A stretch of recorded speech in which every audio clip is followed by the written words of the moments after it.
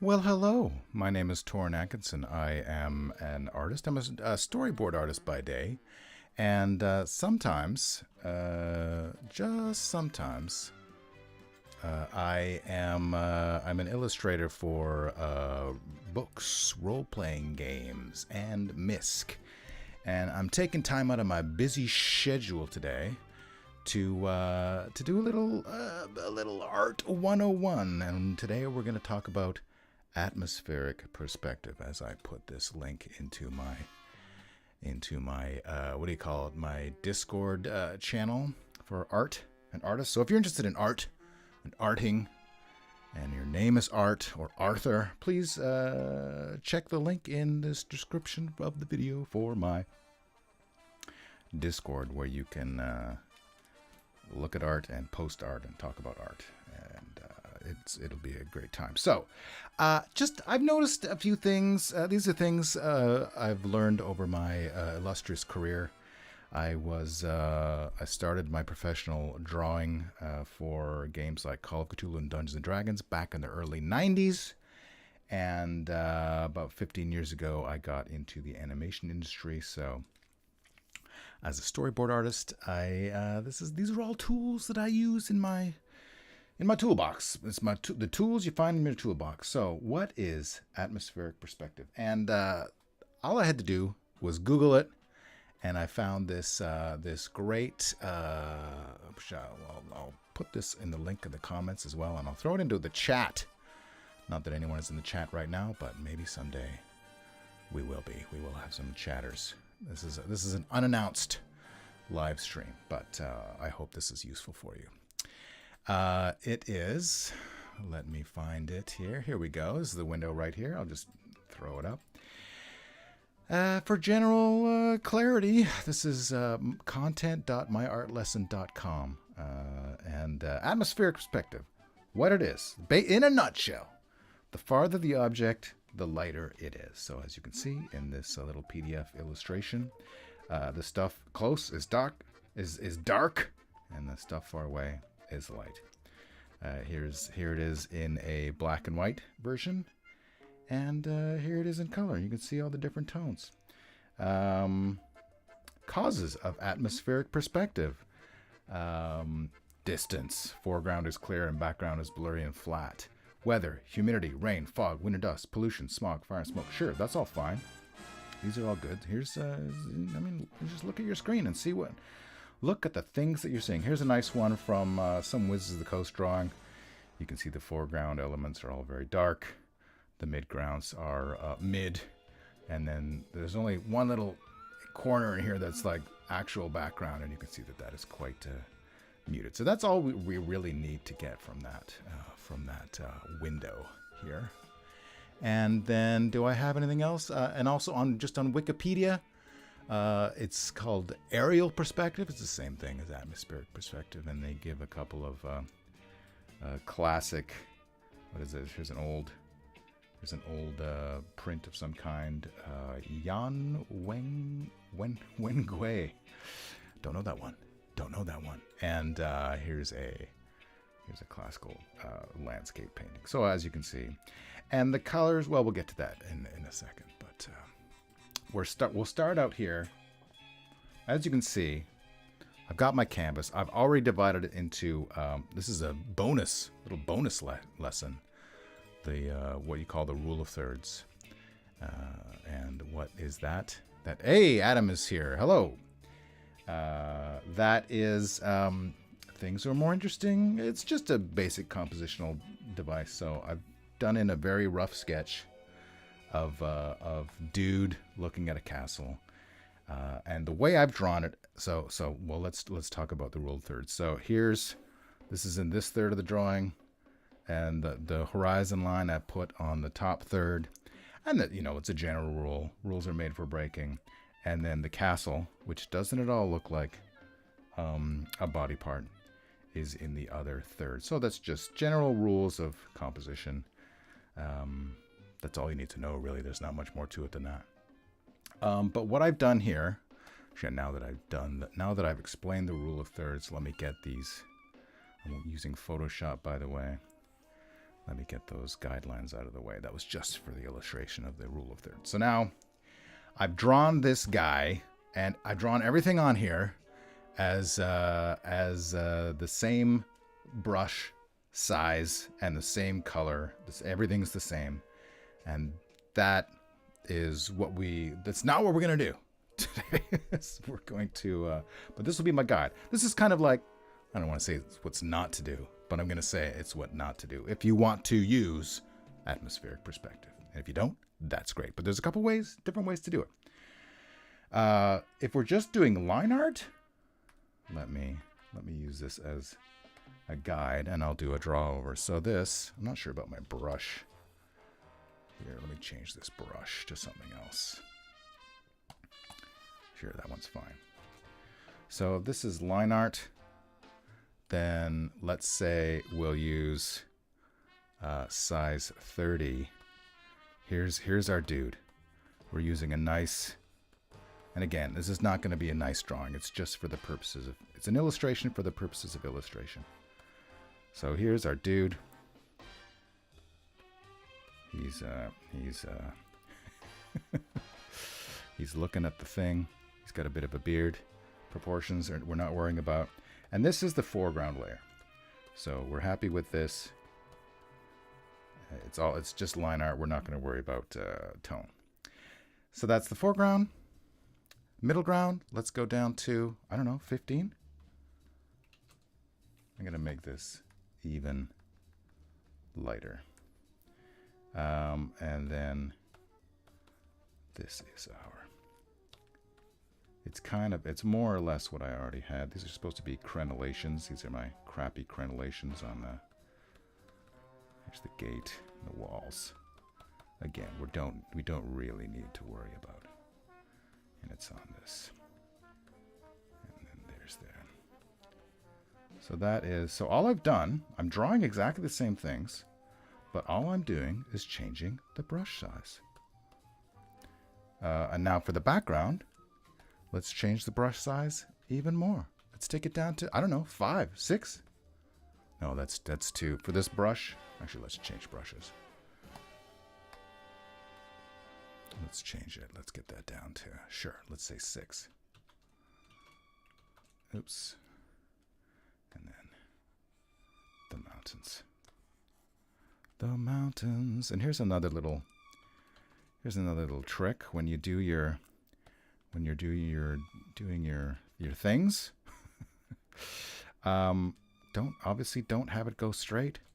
Have it kind of go up towards the character, and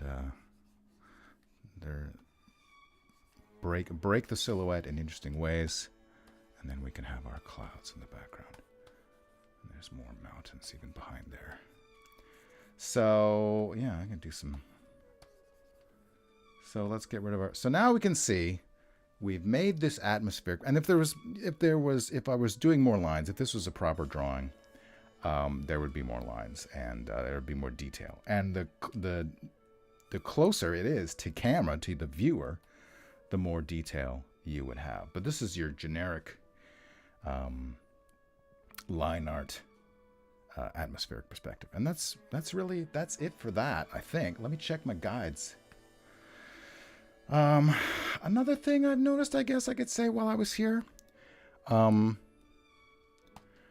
you can draw all of these on different, if you're using, I mean, this is universal rules, whether you're going digital or analog with like pencils and pens. You just use different size markers, different size brushes, or even indeed pencils. And so the other way to do that is with tone. So let's take this same, let's just use this same drawing, and we'll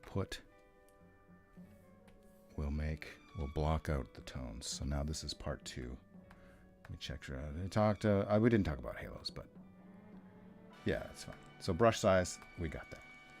So let's do another layer.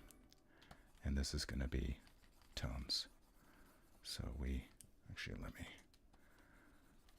don't need to worry about, we'll just say the the light source is coming from straight above. It's not important. So if this is, if you're using tones, whether that is, you know, you're doing in a pencil or charcoal or again digital or whatever. This is, let's make it a little bit translucent, and then we'll do another one over here. Maybe you're not doing anything at all over the again, it's just very quick and simple. Let's leave that little trail just for an interesting, and then boop boop boop, there's the mid-ground tone, lighter, noticeably lighter. And then sure, let's do a background tone as well.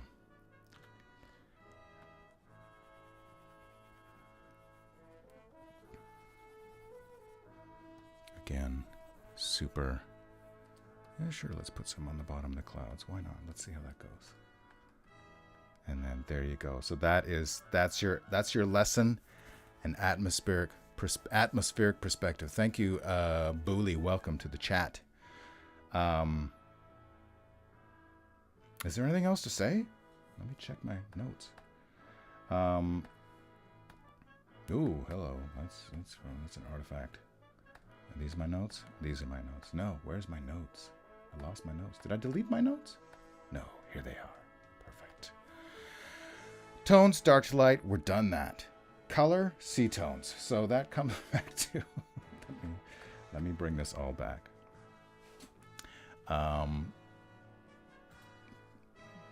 To my, there we go. The three main effects of atmospheric perspective. As the distance between you and an object increases, this is from virtualartacademy.com. The contrast between the object and its background decreases, and the contrast of the details within the object also decreases. Usually the value of the object will become lighter, which is kind of what I'm using value and tone as the same word, but they're probably not. The colors, so this is if we're doing colors. We're not doing colors. But if we were doing colors, the colors of the object become less saturated and more gray. So that's an important thing. And number 3, the colors of the object shift around the color wheel towards the background color, which is usually cooler and more blue. And there's some examples here. As you can see, the buildings in the distance are painted using low saturation grays. Yeah. So check this out. And again, as you can see here, richer earthy tones in the foreground and cooler bluish grayish tones in the background. So that's also something to consider. I'm not good with color. I don't do a lot of color drawing, and when I was doing a lot of color acrylic paintings, I didn't know this shit. So I hope this has been useful to you. Something else that I wanted to say, if you want to get your, let's go back to liner. Let's get rid of these tones. I've already done it here, but if you want to separate the elements, if you've got a guy in the foreground and this dude here, and he's blending, he's not separated enough from the other layers. This is specifically for line art. You just, let me get my brush. Let's go to, what was I at? 25 or something like here. You just make sure there's a little, I've already done it here, but this, there's a little, imagine a little halo. Here, I'll draw it in white even. And sometimes I'll do this when I'm doing digital comics or whatever. Imagine there's just a little halo around here, around this dude, a little outline that separates him from any of the other elements behind him. So he really stands out against the midground and anything that he's standing in front of. If you want him to separate it, just don't connect these lines. Just don't have these lines like where the mountain line is touching is coming close to his face, just make sure you don't do that. Don't have it actually touch. This is what you don't do, friends. Don't have it touch there. Don't have it touch there. Just leave a little. And obviously, I mean, if your background is white, then you can see what I'm talking about here. None of this stuff should be touching. That's all. I hope you've enjoyed this little art lesson. And thanks for joining me. Who's in the chat? It's been so quick. I've got a lot of work to do, so I can't spend a lot of time on this fun thing. I have to go and do my actual drawings that people are expecting me to do. But thank you, Booley. Thank you, Adam, for showing up. You say that you're not good with color, but I've seen your color paintings and the lighting is impeccable. Well, lighting is like, I use a lot of photo reference for a lot of the stuff I've done. But just like the color theory, what colors to use is not my strong suit. Values, fine.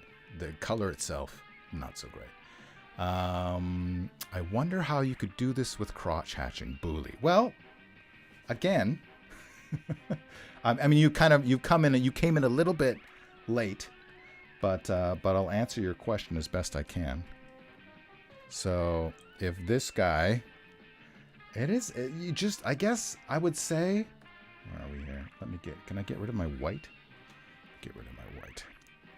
I guess I would say if you were cross-hatching this guy, there would be more and maybe thicker cross-hatch lines. I really want to get a different.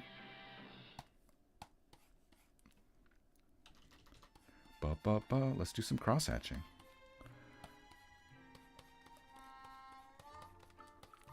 This guy would have more and maybe thicker as opposed to the mid-ground, which again, like I just reduced my brush size. I don't know what it was before. Let me get to my B. Yeah, it's right now it's getting pretty small, even as is. Let me go to different brush. Yeah, so I could make, if I can make that brush smaller. I'm not sure how much smaller I could make it. But then the brush is smaller and the lines are farther apart. You know what I'm saying? And then in the back, like the back one would be like if this is line art, I'm probably not putting a lot of texture at all on these mountains. Like if this is where the shade is, then it's all, you know, it's less. Sometimes less is more. Sometimes more is more. But I guess that's my answer. Make this guy nice and thick.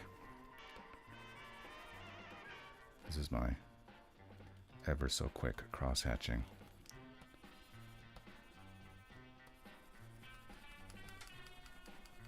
And just make him darker. Obviously, you know, you take the time to make it look good. But, yeah. Bow, as we listen to some Spider-Man music. And then, whereas this is like, you know, something more like that. And again, you don't, I mean, okay, so this is how I might do it. If I was drawing something on it, if I didn't, let's say I'm going to draw the midground on a different layer for whatever reason. It's easier. So I could do it just to get a more consistent line in my cross hatches. Using a thinner brush, spacing them a little bit farther apart. Now, let's bring this back up. And now, to illustrate my point of the little halo better, let me get my eraser. And then, sure, I could erase it up to the contour line of that guy's leg, but if I want to separate it, then I just keep going a little bit further. And that's how you do it. And now he's, and you know, it can just be a little bit. And most people won't even realize that, that, you know, he's got this unnatural little energy glow around him. yeah, but check out drawings that you see on the internet in your art book and see what they done did. And comic books especially. This is like a rule of comic books as well. So yeah, there you go. I got some Hell on Earth books with your work on them that kick ass. Thank you, Adam. I'm gonna wrap it up. And enjoy my Friday evening. I hope this was helpful. You do like and subscribe. Support me on Patreon. And if you want more of these little quick little art lessons, then let me know. Send me $1 on Patreon. The link is in the description. Have a great night. I will see you next time on the internet. Aye, and goodbye.